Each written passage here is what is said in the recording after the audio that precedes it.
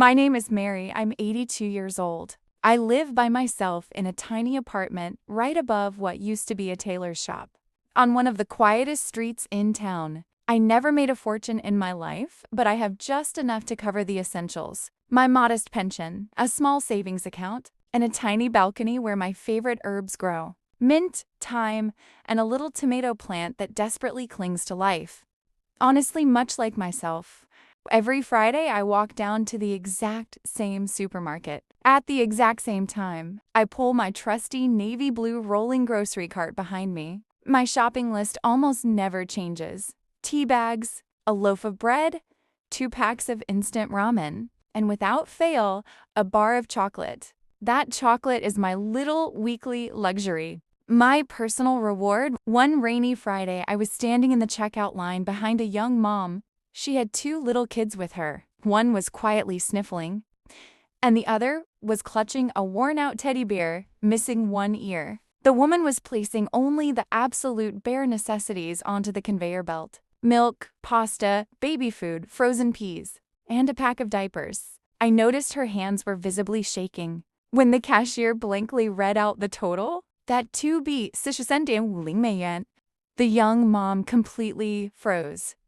She swiped. One card declined. She tried another. One insufficient funds. With a voice trembling from sheer embarrassment and desperation, she whispered, "Oh, God, can we please take back the milk? And the baby food?" I didn't hesitate for a single second.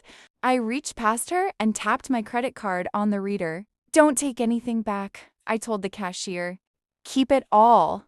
"I've got it." The young mother turned around to face me, her eyes brimming with tears. "Oh no, ma'am, I can't accept this." "Yes, you can't, sweetheart," I replied softly. "Everyone has a moment in life when they just desperately need someone to lean on." The payment went through. I gave her a warm smile and quickly walked away before she could pour her heart out in thank yous. I didn't do it to hear a thank you. I did it because my memory is still sharp.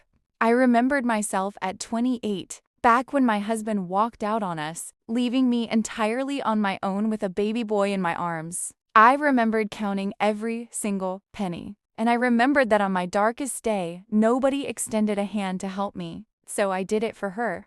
Then I went home, completely at peace, to brew my tea. But I had absolutely no idea that this young woman, her name is Alina, would go home that very evening and write a heartbreakingly beautiful post in our local community Facebook group. Today, a total stranger paid for all my groceries at the checkout. She was a sweet, silver-haired grandmother with the warmest, kindest eyes. She didn't ask a single question. She just tapped her card, smiled, and walked away.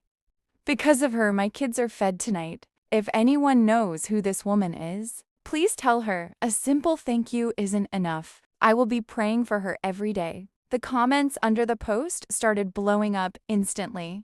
Was she wearing a bright yellow raincoat? Oh, that's definitely the sweet lady who lives above the old tailor shop near the farmer's market. I see her tending to her balcony plants every morning. The next day, there was a knock at my door. No, it wasn't reporters or nosy strangers. It was my neighbors. One woman brought me a bouquet of fresh flowers. Another brought a jar of homemade apricot jam. Someone even left a brand new hand-knitted scarf hanging on my doorknob.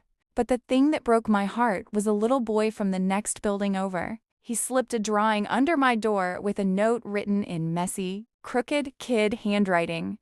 "You helped that lady." So I helped too. Today I gave half my sandwich to my classmate because he forgot his lunch at home. From there, Elena's post went completely viral in our town, and people started sharing their own stories in the thread. A nurse from our local clinic commented, "Yesterday after my shift, I stayed behind for an extra hour just to sit and hold the hand of a lonely elderly man in the ward." Your story reminded me that human warmth is the only thing keeping this world spinning. A man who looked like a regular blue-collar guy from his profile picture wrote, "Found a wallet at the bus stop today and tracked down the owner to return it, even though I'm incredibly broke right now. I thought about this grandma as my conscience wouldn't let me pocket the cash." And what about Alina? She eventually came to visit me, bringing her sweet little kids along. We drank hot tea on my tiny balcony, surrounded by the scent of fresh mint and thyme. And that same little boy reached out and handed me his tattered, one-eared teddy bear. "Here, Grandma," he chirped. "He's gonna love you now." I still go to the supermarket every single Friday. Only now, when I get to the register, it frequently happens that someone ahead of me in line turns around with a smile and tells the cashier, "And I'm paying for this lady's chocolate." I don't argue with them. I let them do it because kindness doesn't just evaporate. It travels from one heart to the next. It circles the globe and always finds its way back to where it started. It's just waiting for one person to be brave enough to give it a push. If you ever find yourself wondering how you could possibly fix this cruel world, just know this: you don't need millions of dollars to give someone hope. All it takes is actually noticing the person standing right next to you, looking them in the eyes, and without a single word, letting them know, "I've been exactly where you are. You are not alone."